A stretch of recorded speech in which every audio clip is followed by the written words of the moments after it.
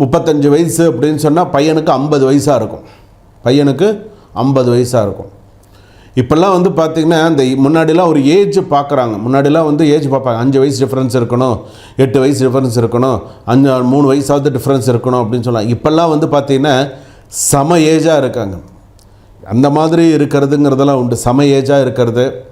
சில பேர் வந்து பார்த்திங்கன்னா பெண்கள் அதிக வயது உடையவர்களாக இருப்பாங்க, ஆண்கள் கம்மியாக இருக்கும்.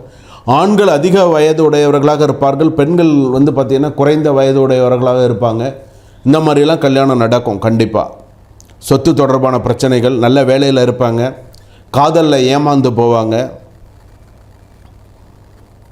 நம்ப வச்சு ஏமாற்றிடுவாங்க, இதெல்லாம் இருக்கும்.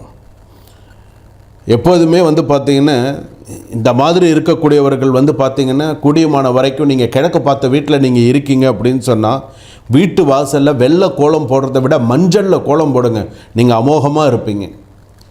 சரிங்களா?